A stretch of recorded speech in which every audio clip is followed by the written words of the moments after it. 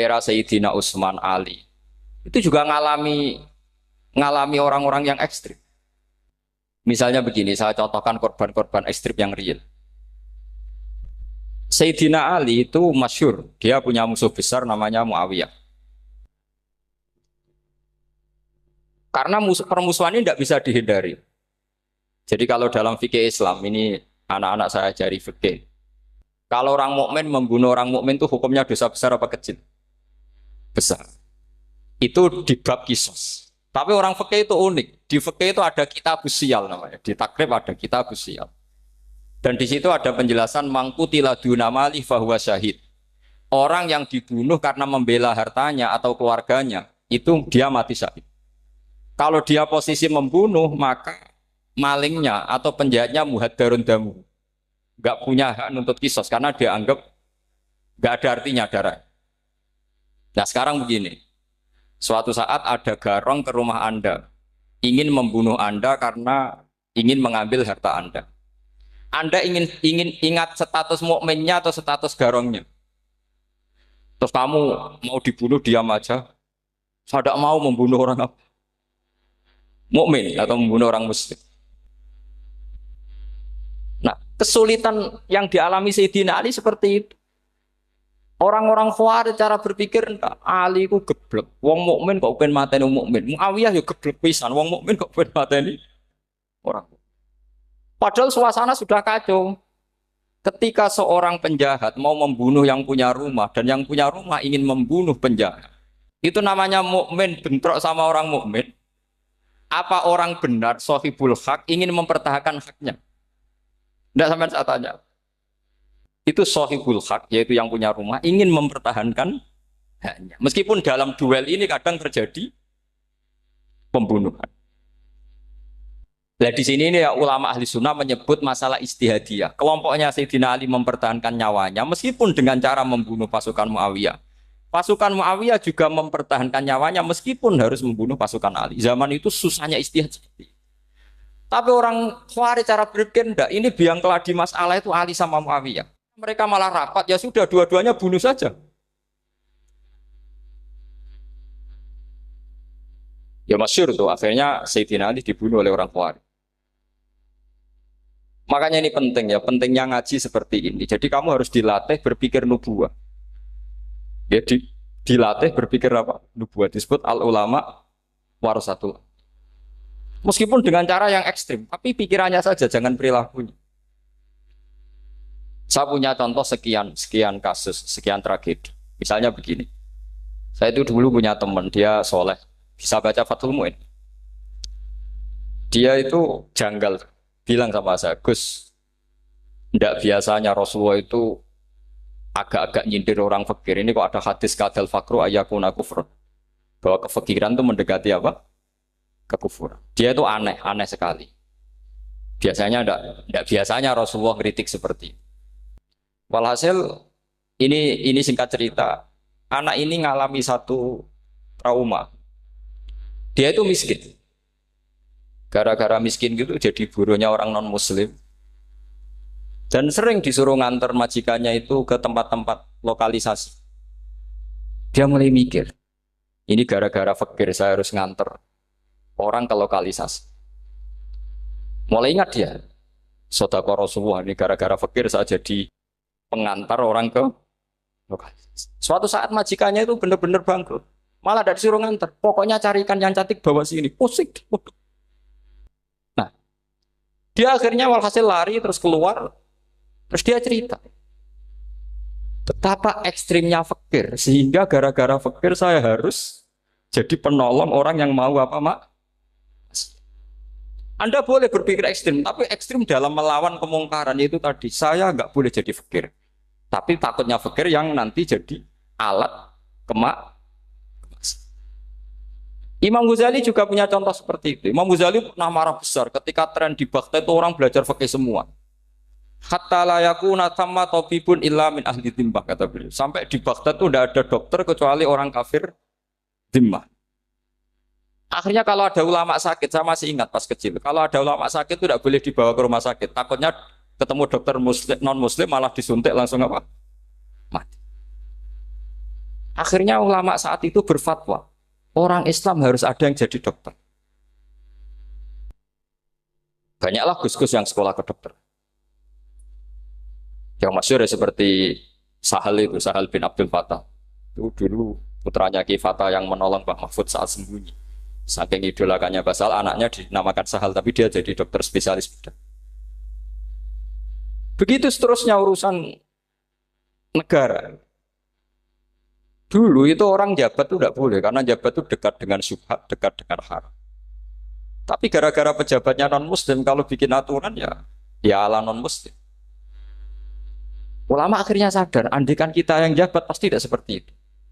Bisa bikin perda ini, bisa bikin pelaturan begini yang menguntungkan Islam. Nah, jadilah banyak pejabat yang sekarang muslim. Tempat-tempat maksiat diobrak-abrik sama Satpol PP macam-macam. Kita untung. Tapi kalau orang-orang Khawarij pikirannya pokoknya pejabat itu dekat dengan haram, dekat dengan syubhat. Padahal dengan kita jabat bisa bikin perda atau apa yang menguntungkan Islam. Kemudian menjadi masalah baru secara fikih. Ini adik-adik dengerin biar kulino senam fikih. Kalau caleg soleh, misalnya Mas Nadif nyalek, ini tadi tak guyoni, mau jadi bupati ndak, kalau ya mau usah dukung. Jadi misalnya gini ya, Zaid sama Bakar, misalnya Bakar itu orang soleh, mau jadi calon lurah. Dia tahu kalau dia lurahnya kampung lebih baik. Kalau yang jadi ini Zaid, itu kampung itu rusak, karena dia suka dugem, suka macam-macam. Kemudian Zaid ini pasti jadi karena beli suara. Misalnya per kepala itu dibeli 50.000. Bakar ini kalau nggak beli suara, kalah. Padahal dengan kalahnya Bakar artinya kemenangan, kemungkaran. Itu zaman era Fathul Mu'in, muridnya Ibnu Hajar Al-Hitami. Ibnu Hajar muridnya Abu Zakaria Al-Ansori itu fatwa. Yang soleh ini wajib beli suara, bukan boleh, wajib beli suara. Tapi ini namanya tidak nyuap, perlu dicatat, ini namanya tidak nyuap. Jadi tidak bisa kamu kaitkan misalnya ar-rosi wal murtasi benar. Yang nyuap maupun yang menerima suap adalah sama-sama di neraka. Tidak bisa seperti itu. Karena logikanya dibalik. Sekarang Bakar ini beli suara itu untuk membeli kebenaran. Untuk mengawal kebenaran. Zaid beli suara untuk menopang kebatilan. Berarti namanya Bakar ini penyuap atau pembeli kebenaran? Pembeli kebenaran. Harus dibedakan. Nah ini pentingnya ulama. Memang nyatanya seperti itu. Yang dikatakan nyuap, riswah itu adalah membayar uang li'ib tolil hakti untuk membatalkan kebenaran atau membenarkan kebatilan. Itu namanya nyuap. Tapi kalau mengeluarkan uang untuk menghakkan barang hak dan membatalkan barang batil, itu namanya uang perjuangan. Nah ini pentingnya mikir. Jadi ulama itu mulai dulu sudah kreatif. Nah sekarang sudah banyak orang-orang khusyuk yang biasa di masjid khusyuk. Kalau ditanya zaman akhir rusak kabeh, wong soleh-soleh wis nyuap. Kalau orang soleh ini tidak nyuap ya tidak jadi. Kalau nggak jadi mereka nggak ada yang jadi DPR, nggak ada partai Islam, habis malah Indonesia. Saya itu punya kenalan banyak pakar-pakar di Jakarta, itu cerita saya Pak Bahar. Indonesia itu solusinya gampang. Kita ini punya Bali, punya Batam. Itu kalau Bali dimakaukan, Batam dikayakan Hollywood. Amerika kaya itu bukan karena hebat. Pornografi dijual. Tinju di Nevada itu dijual, di Las Vegas dijual. Apa saja dijual.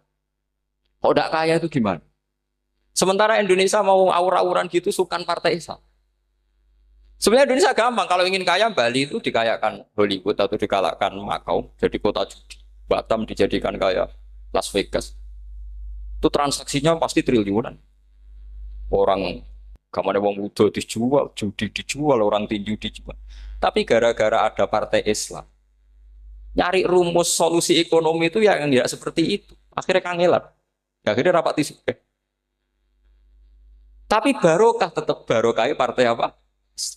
Yang menangnya caleg-calegnya rata-rata ya beli. Kalau tidak beli habis. Saya bukan menghalalkan nyuap, enggak. Kalau nyuap tetap haram ila yaumil qiyamah. Tapi kalau suratul masalah seperti ini kamu mengatakan suap itu beda. Ini suratul masalah yang tidak ada kaitannya dengan Asal lawannya batil, kecuali lawannya sama-sama hak. Dua calon di kampung itu soleh sama soleh. Ini yang soleh bayar nggak boleh karena siapapun yang jadi soleh itu nggak boleh. Makanya kalau cari musuh yang dolim biar halal ya. Sekarang ya seperti itu. Kamu biasa heroik, biasa ngasih kiai kamu, ngasih hadiah kamu, biasa ngasih ibu kamu uang. Ternyata ibu kamu setelah kamu kasih uang, dikasihkan adik kamu atau kakak kamu yang nggak pernah kerja, terus kamu marah-marah, ini tidak adil. Saya yang memberi nggak dikasih, ini yang nggak kerja dikasih terus. Loh kamu biasa jadi pahlawan kok turun kelas menjadi apa? Pasien. Kamu milih jadi pahlawan apa pasien? Pahlawan. Jadi sebetulnya faham-faham ekstremis ini dari kegoblokan. Dari kegoblokan berpikir nubuah sehingga tidak punya rasa ibadah. Lah ini yang menjadi orang-orang ekstrim. Jadi korban pertama ekstremitas itu bukan sahabat tapi Rasulullah Shallallahu Alaihi Wasallam, yaitu Nabi dibilangin oleh mereka, "I'dil ya Muhammad, kamu kalau bagi harus adil." Pikiran mereka kalau adil sama rata sama. Jadi kalau pakai pikiran itu, saya minum di sini itu haram. Mau ndak ikut bikin kok minum. Enak tamu, toko-toko mangan, sing masak kangelan nuru. Itu jadi edan bareng. Itu sama seperti kasusnya Bahram Al-Majusi. Dia itu seorang raja kaya, punya anak cantik. Dipikir-pikir, anakku ayu, dirabi nang liya rugi, sing gedhekno aku, sing rumah aku dirabi wong liya. Maka dia berpikir mau dinikahi sendiri. Karena tadi melihat Mas Nadif ya orang Kenya tadi, apa Nigeria? Nigeria. Malah gak layak itu maksudnya untuk orang. Ini Mas Nadif ini termasuk harus mendukung gerakan tidak ekstrim. Nyawanya masih itu karena barokahnya beliau agak-agak gitu. Tapi nggak sampai liberal ya agak-agak pokoknya itu. Karena ketika ada gerakan ekstrim di Mesir, itu termasuk dia DPO. Ternyata setelah ada intelijen, beliau pas buka itu nggak makan dulu tapi rokok dulu. Wah ini mesti orang sekuler, nggak ekstrim. Akhirnya nyawanya sampai sekarang itu barokahnya rokok pas iftar itu pas. Nah, tanya ini masih hidup, iya mas. Ya. Ya pernah sepuh sama saya. Jadi pikiran-pikirannya Bahram itu seperti itu. Walhasil akhirnya Bahram itu menikahi anaknya sendiri. Masyhur itu dalam cerita. Jadi ceritanya itu ada seorang wali tidur di Masjid Haram sama Rasulullah, ditemuin gitu. Terus kata Rasulullah, salam saya untuk Bahram Al-Majusi. Ternyata dicari-cari nggak ada Bahram lain kecuali Bahram yang berdua, bahkan anaknya sendiri mau dinikahi. Ya cara berpikir karena seperti itu. Kalau kita berbuat banyak harus dapat. Itu bahaya. Bahaya sekali karena kalau dalam teori beragama itu al yadul ulya khairum minal yadis sufla. Kalau biasa ngasih ya ngasih saja, itu heroik. Itu bagus. Jangan biasa ngasih sekarang bermental apa? Makanya saya itu kalau ngajar di pondok yang dulu pernah saya belajar di situ atau yang pernah sepuh itu, dikasih itu bingung. Karena saya ya masih waras itu. Jadi kalau dikasih itu bingung. Tapi banyak juga guru-guru yang dulu ngaji lama setelah ngajar di pondok alma maternya nuntut. Itu saya tidak tahu itu. Itu sudah ada agak-agak kayak itu tadi. Walhasil si Barom tadi itu ini cerita harus saya teruskan karena nggak boleh diputus. Dapat salam dari Rasulullah. Ternyata di balik nakalnya dia itu pas mau bulan pertama, malam pertama itu ada seorang janda sepuh ke situ. Ganggu dia tentu ya. Ketika dikejar pulang lagi sampai 3 kali. Dia tanya, kenapa bu kamu begitu? Katanya saya ini anak-anak saya kelaparan. Kalau saya pulang anak-anak saya nangis minta makan. Saya ingin minta Anda. Tapi setelah saya ingat Anda ini majusi, saya mukmin, saya mukminah, saya pulang. Ya sudah bu, kamu di rumah saja. Nanti saya kirimi makan. Dikirimi sendiri, padahal dia seorang raja orang kaya. Barokahnya itu dia dikasih tobat sama Allah. Dan paginya ketemu tamu yang mengirimkan salam dari Rasulullah SAW. Akhirnya Bahram ini menjadi muslim. Tapi intinya berpikir seperti tadi itu salah. Bahwa kalau saya jasa banyak harus mendapat apa? Ini cara berpikir orang-orang Khawarij. Iya, saya pernah ditanya seorang dosen. Gus, saya ini kalau baca sejarah perang Badar atau perang Uhud, yang saya tidak nerima itu satu. Kenapa setiap ghanimah, harta orang kafir dan istrinya orang kafir kok disita orang Islam? Dan yang perempuan jadi amat, kemudian juga digauli orang Islam. Yang hartanya orang kafir juga jadi asetnya orang Islam. Kok kayak garong? Dia tanya seperti itu sama saya. Terus saya jawab, kalau sampean ada garong dan kemudian bawa senpi, senjata api, kemudian garong Anda, penjahat Anda lumpuhkan, ya senpi itu harus Anda kembalikan. Monggo penjahat ini kagungan jenengan beto wangsul. Karena ada milik Anda, harus dikembalikan. Wah, tidak bisa Pak, kalau saya kembalikan pasti dipakai jahat lagi, dipakai kriminal lagi. Ya sama, kalau asetnya orang kafir dikembalikan ke orang kafir akan menjadi aset kekafiran lagi untuk menghancurkan kita. Nah, perempuan juga sama. Perempuan itu alat produksi. Jika perempuan tadi dikembalikan ke orang kafir, maka kamu menolong populasi orang. Ya seperti itu. Paham? Makanya disita dalam perang loh ya, tapi dalam perang yang legal. Nah itulah kenapa amat halal. Makanya di Quran itu illa ala azwajihim aw ma malakat aymah. Paling enggak itu masih ada ulama atau pemikir atau ustadz siapa saja yang bisa memahami logika apa? Nanti kalau ulama ini sudah meninggal, orang akan mencibir Islam dengan cara mengatakan Islam itu jahat, yaitu menyita hartanya orang kafir dan istrinya orang kafir setiap kali terjadi perang. Karena pemikiran ini pasti sama-sama kutubnya, sama-sama ekstrim. Nah ini penting saya katakan. Makanya masyhur itu perdebatan Sayyidina Ali dan Muawiyah. Ini saya kutip sedikit. Ini ya sama-sama berpikir ekstrim, tapi ekstrim yang baik. Walhasil dalam satu kerja bakti di Masjid Kuba, itu ada sahabat namanya Ammar. Ini di depan umum, ini penting. Kalau dalam ilmu hadis di depan umum ini penting karena nanti menjadi mutawatir. Beda dengan hadis yang Nabi ngendikan sama satu dua sahabat, namanya hadis ahadi. Di depan umum Nabi guyon gini sama Ammar, ya Ammar waihak taktuluka alfiatul baghiyah. Ammar, kamu ini nasib kamu itu agak sial. Karena nanti yang membunuh kamu itu kelompok yang tidak benar. Alfiatul baghiyah itu kelompok yang tidak benar. Itu disaksikan sekian sahabat. Walhasil suatu saat Ammar ini ikut perang dan ikut pasukannya Ali dan terbunuh oleh pasukannya Muawiyah. Seneng Ali. Walhasil Ammar ditemui sama ya Muawiyah. Al-ana dhuhara bi anna fi'ati haqqun wa fi'ataka baghiyah. Sekarang kelihatan siapa yang benar. Saya yang benar, kamu yang salah. Kenapa? Karena Ammar kelompokku dan terbunuh oleh kelompok kamu. Padahal kata Rasulullah yang membunuh Ammar adalah kelompok yang salah. Muawiyah pintar sekali, dia jawabnya gini, laula kama kutila Ammar. Ammar terbunuh karena bela-belain kamu. Kalau kamu tidak nyuruh dia perang juga nggak terbunuh kan. Jadi kamu ikut andil, terbunuhnya siapa? Ammar. Tapi apa kata Sayyidina Ali? Idzan qatala Rasulullah Hamzah. Kalau teori itu Anda pakai, Rasulullah pun membunuh Hamzah. Sekarang Hamzah perang karena suruhan siapa? Rasulullah. Yang membunuh Hamzah siapa? Wahsy. Kalau teori itu Anda pakai, berarti Rasulullah pun membunuh Hamzah. Terus fasa kata Muawiyah, terus Muawiyah diam.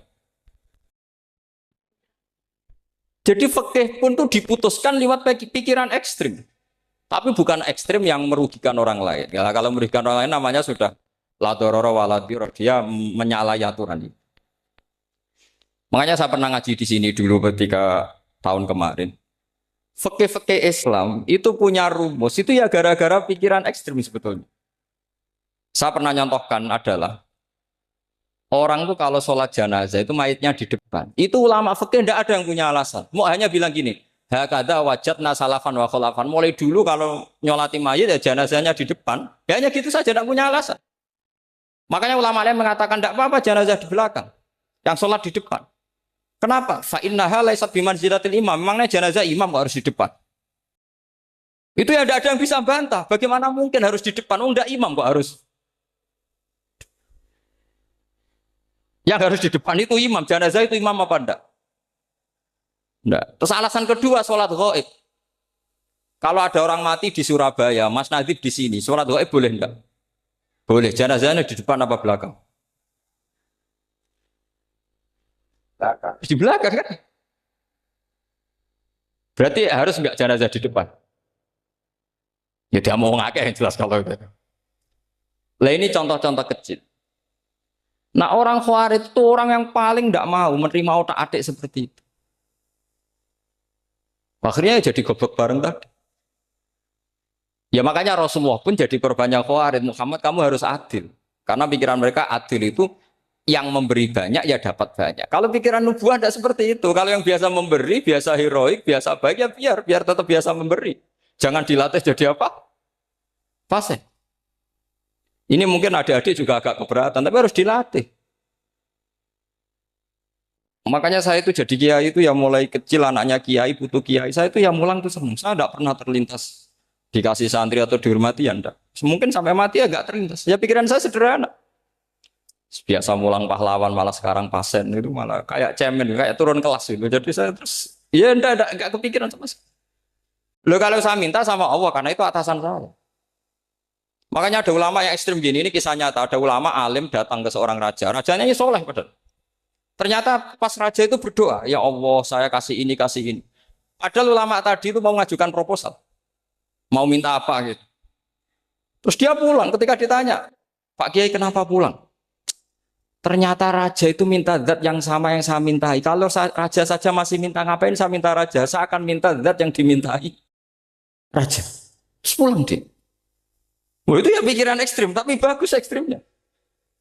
Saya akan minta zat yang dimintai. Kalau sampean kan enggak, uteke saya les, sholat dinteni, tetap jalo. Oh, orang mikir seperti itu. Memang salah didik, salah itu tadi. Nah, ini harus dilatih. Masyhur itu ketika Nabi pas Fathu Makkah itu. Orang-orang Ansor komentari Nabi gini, ketika Nabi sangat happy di Mekah, sangat enjoy di Mekah, kata orang-orang Ansor, Amar rojul adroka durok fatun fi ahli wa ulfatun fi asyiroti. Namanya orang pasti happy kalau di kampung halaman. Jangan-jangan Rasulullah itu nanti hidup di Mekah lagi, karena Mekah sudah dikuasai orang Islam. Beliau pasti kangen sama keluarga, sama Mekah. Tapi ya sama, ketika Rasulullah mulai mengasih-ngasih itu, orang-orang Quraisy dikasih banyak, orang Ansor juga pikirannya seperti itu. Baru orang Ansor dilatih pikiran nubuwah, yaitu tadi. Mereka itu dapat kambing, dapat sapi, terus pulang. Kamu mendapat saya, milih mana? Milih Rasulullah Shallallahu Alaihi Wasallam. Sekarang kamu saya balik. Kamu punya kiai, kamu bisa memberi hadiah, memberi beliau. Suatu saat kiai Anda ini kaya raya, terus sering ngasih orang-orang yang nggak pernah berjasa. Kamu nggak pernah dikasih. Itu kalau pakai pikiran Khawarij, kiai ini salah karena ngasih orang yang tidak apa? Berjasa.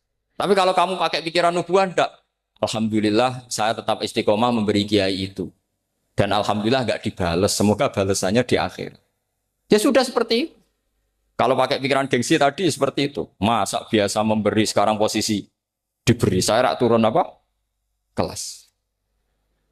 Jadi sebetulnya pikiran ekstrim itu boleh, tapi untuk yang seperti ini bukan ekstrim yang tadi. Makanya ini disebut al-hujjat.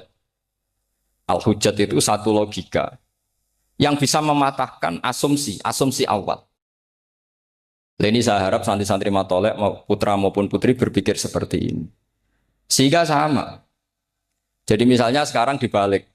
Kalau ada orang NTT yang masih non-muslim, itu orang kafir yang harus dibunuh atau orang kafir yang harus didakwai.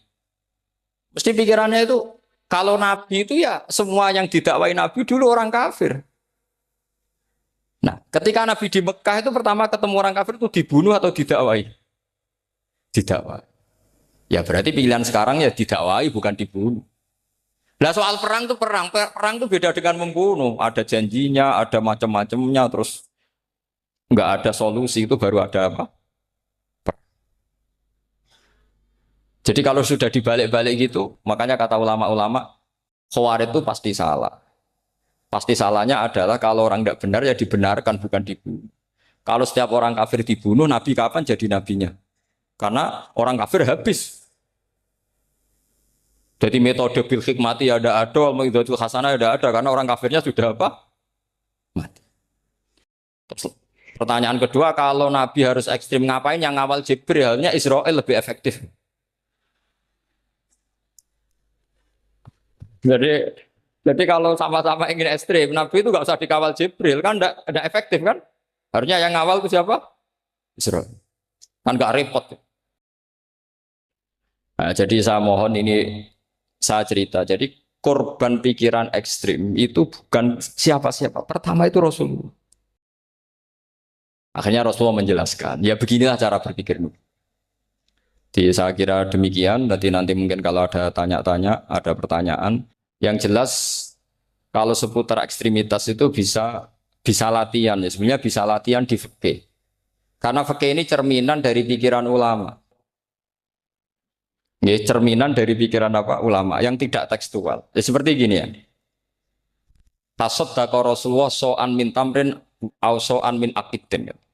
Ketika zakat fitrah itu Rasulullah mengeluarkan satu sok tamar. Tamar itu kurma. Kalau menurut tekstual berarti zakat fitrah harus pakai kurma. Tapi semua ulama sedunia mengatakan putih ahlil balad. Hanya dalam konteks Indonesia ya pakai apa? Beras. Berarti kata tamar diganti kut. Diganti apa? Kut. Jadi orang itu jangan diajak goblok bareng. Masa Nabi ngendikan tamar harus apa? Makanya saya pernah debat. Pak Nabi itu cingkrang. Kenapa orang-orang itu rata-rata tidak cingkrang? Saya bilang, Nabi itu hidupnya di Mekah. Kenapa Anda hidup di Indonesia? Iya, Nabi itu hidupnya di Mekah. Terus saya tanya lagi, Nabi itu hafal Quran, kamu udah hafal? Saya hafal Quran. Kalau cingkrang gampang, karek ngetok. Ya, kalau ada sunnah Rasul, Nabi hafal Quran, enggak? Hafal kan? Berarti kalau ikut sunnah Rasul, hafal Quran. Jangan cingkrak tok, ya hafal apa? Ya sama poligami juga gitu yang tadi diceritakan Mas Natif itu. Nabi itu poligami setelah Khadijah meninggal. Apa mereka mau nunggu istri pertama meninggal? Kalau ingin persis loh. Kalau ingin persis nunggu istri pertama meninggal. Ah iya. Enggak mau juga kan. Ya biasa saja lah. Pokoknya yang dihalalkan syariat ya kita bilang halal, yang diharamkan kita bilang apa? Enggak usah sok suci si sunnah Rasul. Saya punya banyak cerita. Abu Bakar itu dulu sering menghindari sunnah Rasul. Dulu Rasulullah itu kalau ada orang minta ya dikasih. Ketika Abu Bakar bikin Baitul Mal. Ketika ditanya ini zaman Rasulullah tidak ada. Kata Abu Bakar, huwa Rasulullah. Beliau itu Rasulullah. Mbak gak di-manage ya negara tertib. Umar bikin pasukan. Pasukan itu diangkat negara. Kalau dulu zaman Nabi yang ikut perang bahaya, yang tidak perang namanya munafik. Era Umar enggak, militer itu ditunjuk. Dia digaji pakai Diwanul Murtazikoh. Ketika ditanya, kenapa ada kayak Rasulullah? Huwa Rasulullah, mbok enggak tertib pun tetap negara stabil. Karena ada karismanya. Jadi kadang-kadang dalam banyak hal, itu kita malah enggak boleh persis Rasulullah. Karena kadang banyak khususiyah. Yaitu contoh yang paling masyhur di fikih ya kayak Nabi itu nikah 9 itu khususiyah. Dalam strategi juga sama. Dalam strategi memanage negara juga sama. Banyak sahabat yang punya ide yang zaman Nabi itu tidak ada. Ketika ditanya, kenapa tidak persis Nabi? Katanya, huwa Rasulullah. Ya Rasulullah itu meskipun seperti itu, meskipun tidak tertib secara rasional, tetap dikawal wahyu. Makanya negara baik-baik saja. Kalau saya ini hanya Abu Bakar, kalau tidak ya repot. Umar ya sama, bikin Diwanul Murtazikoh. Utsman juga sama, di-manage negara. Sayyidina Ali juga di-manage. Kalau Nabi tidak. Tapi tidak apa-apa karena ada karisma. Sama tak cerita nih, masalah zakat yang masyhur. Orang paling bakhil sekalipun, paling kikir sekalipun itu zaman Rasulullah bayar zakat. Karena pikirannya setelah zakat dikasihkan Rasulullah mendoakan. Khudh min amwalihim shadaqatan tutahhiruhum wa tuzakkihim biha wa sholli alaihim. Inna sholataka sakanul lahum. Era Abu Bakar enggak. Sorry ya Abu Bakrin, dulu kita zakat sama Rasulullah karena didoakan beliau. Kamu hanya Abu Bakar, saya tidak mau zakat. Ya sama lah seperti orang dipimpin ulama-ulama karismatik. Orang dipimpin Badullah itu tidak usah metai, santri sudah nurut. Dipimpin Usman Nazif, gak bikin pelaturan, habis pondok. Kalau tidak ngancam, gak gini, ditakzir, gak gini, habis. Zaman Badola dehem tok santri wedi. Mas Nadif dehem. Oh, enggak. Nah, makanya Rasulullah itu tidak banyak bikin pelaturan. Rasulullah itu kalau mau perang itu hanya bilang sahabat, saya besok ditantang Abu Sufyan di sini. Saya mau perang. Oh itu sahabat ikut semua. Orang melihat wajahnya, melihat karismanya sudah tertarik ingin menyelamatkan beliau. Kita tidak akan ridho Rasulullah keluar sendiri. Kalau Abu Bakar ya enggak. Pertama Abu Bakar pidato sudah sopan. Saya memimpin kamu. Ini ketulitu alas tubuh khairikum. Saya ini memimpin kamu, tapi bukan berarti saya yang terbaik. Jika saya benar maka dukunglah. Kalau salah ingatkan. Itu pertama orang-orang bilang apa? Fawwala uqiman nakabisef. Nanti kalau Anda salah tak ingatkan pakai pedang.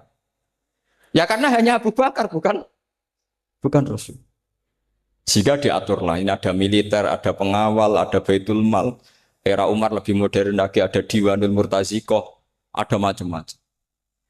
Ya Rasulullah enggak ada. Nah sekarang orang sidik-sidik muni sunnah Rasul. Padahal ada sunnah Rasul yang khasnya Rasulullah sebagai nubuwah. Ya khasnya Rasulullah sebagai apa? Coba Nabi itu istrinya 9. Semuanya cerita tentang tahajudnya Nabi, witirnya Nabi. Apa kira-kira Mas Nadif kalau punya istri 4 ceritanya tentang tahajudnya Mas Nadif? Kan enggak. Nah, jadi saya mohon, nah, sebetulnya pikiran-pikiran ekstrim itu karena enggak mau belajar. Enggak mau belajar. Kalau mau belajar itu kata Imam Ghazali itu dalam kitab Imla, Al-Imla fi Iskalatil Ikhya itu. Fal ma'ani awsa'u minal ibarat. Yang namanya ma'ani itu awsa'u minal ibarat. Jadi yang fal ma'ani awsa'u minal ibarat. Jadi yang namanya makna itu lebih luas minal apa? Ibarat. Nah, ini contoh yang paling nyata ya Sayyidina Ali.